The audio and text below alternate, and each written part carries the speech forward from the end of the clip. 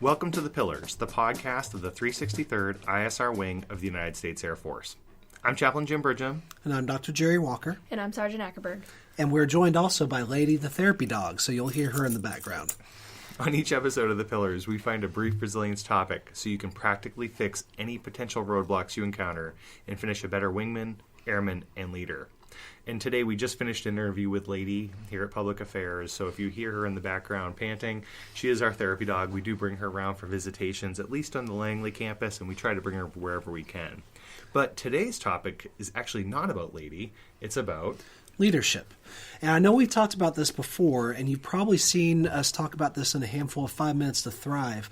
But what we wanted to do is to take more of an in-depth look at the character traits, or the virtues, if you will, that comprise a good leader. Now, we did a 5 Minutes to Thrive on each of these four traits that we're going to discuss. It was based off a speech given by Lieutenant General Stephen Quast, who was the previous commander of Air University at Maxwell Air Force Base, currently the commander of AETC. And what General Quast talked about in his speech on leadership was that there are four traits endemic to somebody who may be regarded as a good leader. And those are nobility, humility, courage, and compassion. So we're going to talk about each of those four, starting today with nobility. Chaplain, when you hear the word nobility, what does that bring to mind? Well, based on your 5 Minutes to Thrive, which is our weekly publication, I noticed that the Lion, the Witch, and the Wardrobe, that idea of the king coming forward and almost thinking of royalty. And that's what initially came to mind. Now, we've talked about it, and there's a lot of elements of nobility that I just forgot.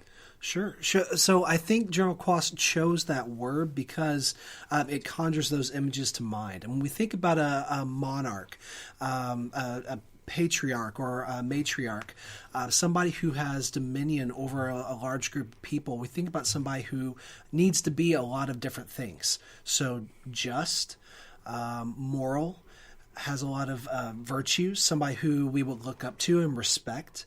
And these are characteristics that I think define nobility in the broader sense.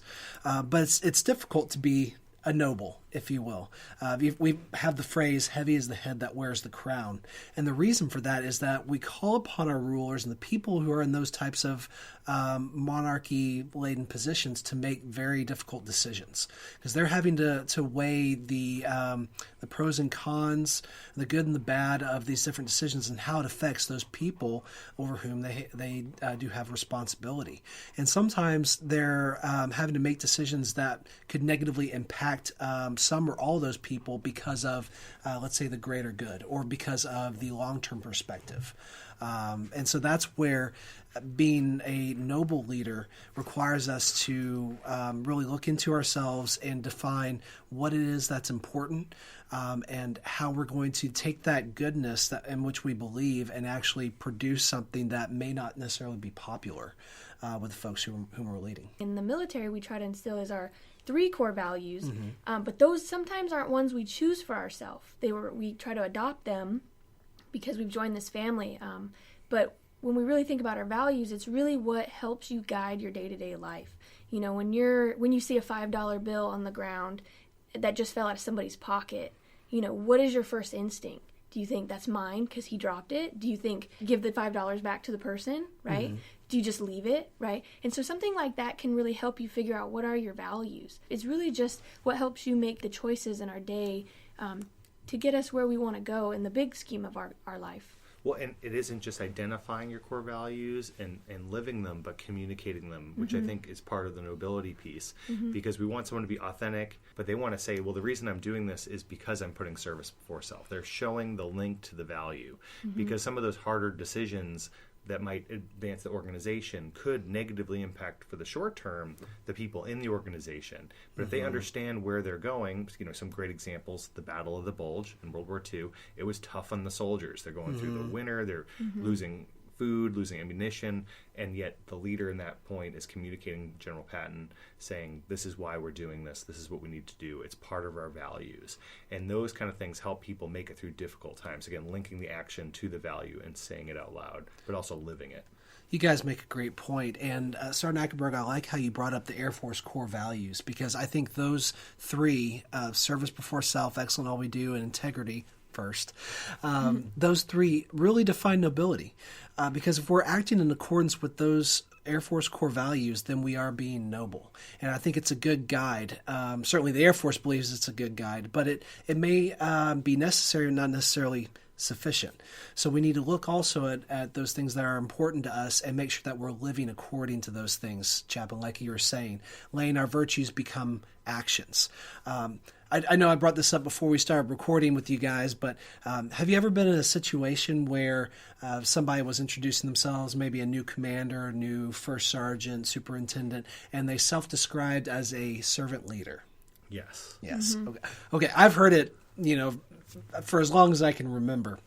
And it always rubbed me the wrong way, because more often than not, unfortunately, what I came to see later from that person's actions was inconsistent with the concept of a leader who truly wants to serve their people. And I'm not saying that all people are like that. And certainly there are servant leaders out there who do a great job of putting their people first.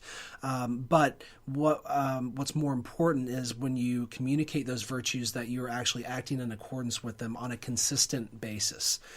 So then people can have faith that you do have their best interest at heart, that you are a person of integrity, and that you don't have regular lapses of integrity, or you are committed to excellence, and you don't lapse into inexcellence from time to time. Well, in one way, if you're a leader listening to this, I advocate everyone in their career should at some point get a 360-degree assessment. Mm-hmm. What that is it's a poll where they talk to the people above you, your peers around you, whether they're working with you in your organization or even outside your organization and know you, and those under you.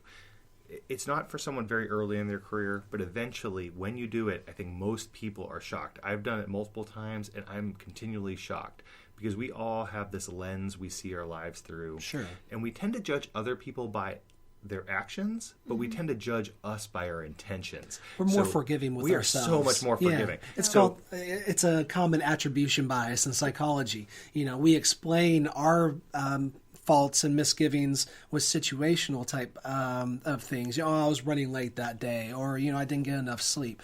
But for other people, we say it's part of their character, it's part of who they are. Somebody cuts you off in traffic. Oh, that guy's just or whatever it is. It's a part of their character. Well, and there are a number of federal organizations that do this. The Office of Personnel Management will facilitate this for you. But I will tell you, it is worth it just to get an idea of, am I living the values I am speaking? The things that I say, am I doing? The servant leader illustration, many people I've seen that have come in and said, oh, I'm a servant leader. They don't necessarily do that. They're more maybe transactional or a different type of leadership modality. And if you just understand that about yourself as a leader, it helps you to make different decisions that are aligned to your values and the organizational values. I would agree, definitely. Coming from the airman perspective, when we look at our leaders, we get a lot of briefings, a lot of enlisted calls, a lot of commanders calls, and a lot of people are throwing a lot of stuff at us, and we're listening and we're absorbing it. But then when we walk out, we're looking for action.